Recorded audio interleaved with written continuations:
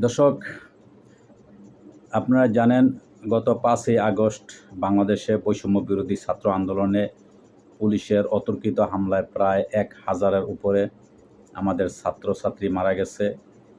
তার মধ্যে বেশিরভাগ ছাত্র মারা গেছে, ছাত্র এবং জনতার মধ্যে ছাত্রই বেশিরভাগ মারা গেছে, মারা নয় শহীদ হয়ে গেছে। কিন্তু তাদের মধ্যে সবচেয়ে বেশি যারা ভূমিকা বা যারা ছাত্রদের প্রতি গুলি করেছে তাদের তালিকা করা হয়েছে। সবচেয়ে আন্দোলনে গুলি চালানোর ঘটনায় তালিকা রয়েছে 92 পুলিশ কর্মকর্তা। কোটা সংস্কার আন্দোলনের সময় পুলিশ নির্বিচারে গুলি চালিয়েছে যাতে শিক্ষার্থী ও সাধারণ মানুষের প্রাণহানি অব্যাহত হওয়ার ঘটনা ঘটে। এই ঘটনায় প্রায় 1000 মানুষ নিহত এবং কয়েক হাজার আহত হয়েছেন।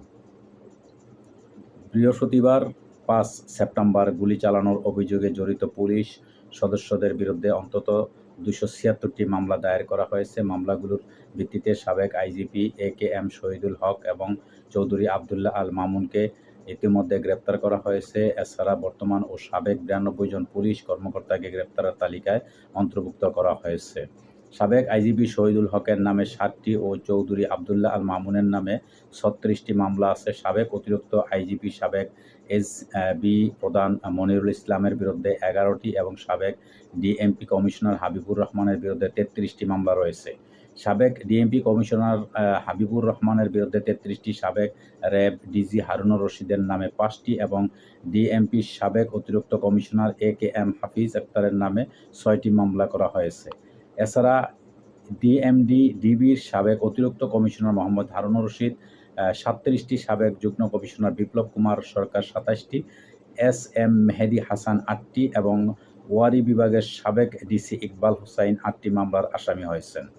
ডিএমপির সাবেক কমিশনার খন্দকার গোলাম ফারুক, সিআইডির সাবেক প্রধান মোহাম্মদ আলী মিয়া, সাবেক অতিরিক্ত আইজি লুৎফর কবির, জামিল আহমেদ, র্যাবের সাবেক ডিজি খুরশিদ হোসেন, ডিএমপির সাবেক অতিরিক্ত কমিশনার ডক্টর খন্দকার মহিউদ্দিন, ঢাকা বেঞ্চের সাবেক ডিআইজি সৈয়দ নুরুল ইসলাম, সিটিটিসির সাবেক অতিরিক্ত কমিশনার আসাদুজ্জামান, সিটিটিসি যুগ্ম কমিশনার কামরুজ্জামান, সাবেক ডিআইজি রিপন সর্দার, অতিরিক্ত ডিআইজি প্রলয় কুমার জোয়ারদার, যুগ্ম কমিশনার মোহাম্মদ আনিসুর রহমান, ঢাকা বেঞ্চের অতিরিক্ত ডিআইজি মারুফ হোসেন সর্দার, ডিএমপি ডিবির যুগ্ম commissioner Sanjit Kumar Roy, DMP DB Ramna বিভাগের সাবেক ডিসি মোহাম্মদ আশরাফ ইমাম, সাবেক ডিসি হেডকোয়ার্টার তানবীর সালেহীন ইমন, অতিরিক্ত ডিআইজি সাবেক DB DC Motiur Rahman, DB সাবেক ডিসি রাজীব আল মাসুদ, মাহফুজুল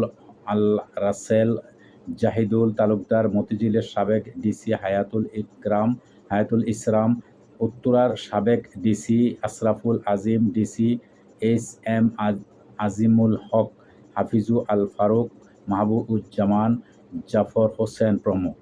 নুরুল আমিন, গোবিন্দচন্দ্র, শাহেন শাহ, হাফিজ আল আসাদ, মুহিত কবির, শেরনিয়াবাদ, শহীদুল ইসলাম, জোয়েল রানা, হাসান আরাফাত, নাজমুল ইসলাম, সাব্বির রহমান, আফজাল হোসেন, টুটুল ইসলাম, সাব্বির রহমান, আফজাল হোসেন টুটুল, ফজলে এলাহি, রৌশানুল হক সৈকত এবং শাকিল আহমেদ শামীম।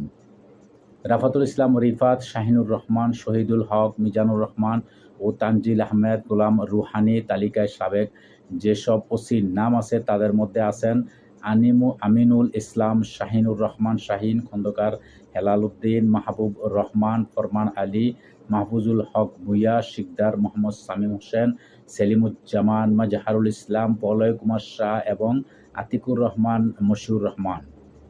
নাজমুল হাসান, রঞ্জিত রায়, মেহেদি হাসান, ফায়াত উদ্দিন, রক্তিম, জাকির হোসেন, আতিকুল হক, রবিউল ইসলাম, মোহাম্মদ তোফাজ্জল হোসেন এবং আবুল বাশার। SI পদমর্যাদার যেসব পুলিশ কর্মকর্তার বিরুদ্ধে মামলা রয়েছে তাদের মধ্যে বেশি মামলা অমিতাভ দর্জির বিরুদ্ধে, তার বিরুদ্ধে 4টি মামলা রয়েছে।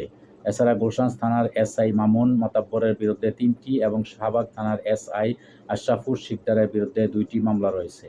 একটি করে মামলা হয়েছে SI শাহাদাত আলী, কাউসার আহমেদ খান, নূরে আলম মিয়া, মাসুদ বিল্লাহ এবং বশির রাজীব চন্দ্র সরকার এবং মোহাম্মদ শাহরিয়ার আলমের বিরুদ্ধে। রায়েরবাজার পুলিশ ফাঁড়ির ইনচার্জ এসআই শাহরিয়ার আলমের বিরুদ্ধে মোহাম্মদপুর থানায় একটি এবং কোতোয়ালি থানায় কর্মরত ৩ কনস্টেবলের বিরুদ্ধে ৩টি মামলা হয়েছে। এ বিষয়ে ঢাকা মহানগর police DMP commissioner Mainul Hasan গণমাধ্যমকে বলেন, একসময় মানুষ মনে করতেন মামলা হলেই আসামি গ্রেপ্তার হবে, এটা ঠিক না। তিনি বলেন, পুলিশের যেসব সদস্যের বিরুদ্ধে মামলা হয়েছে তাদের সবাইকেই গ্রেপ্তার করা হবে, তা ঠিক না। আমরা মামলার অভিযোগগুলো নিয়ে পর্যালোচনা করছি, প্রাথমিক তদন্ত চালাচ্ছি। যাদের বিরুদ্ধে অভিযোগের প্রাথমিক সত্যতা পাওয়া যাবে তাদের অবশ্যই আইনের আওতায় আনা হবে।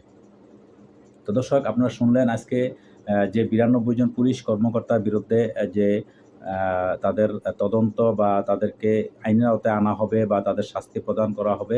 এই ৯২ জনের মধ্যে আবার যদিও কেউ এরকম যদি কোনো তার সাক্ষী প্রমাণে যদি সে নির্দোষ হয় তাহলে সে অবশ্যই মুক্তি পাওয়ার ব্যবস্থা আসে। সে আপিল করবে, আপিলের মাধ্যমে আইনের মাধ্যমে সে ওইখান থেকে খালাস পেয়ে আসবে। আর যদি সাক্ষী প্রমাণে যদি সে এরকম দোষী সাব্যস্ত হয় তাহলে অবশ্যই সাজা পাবে।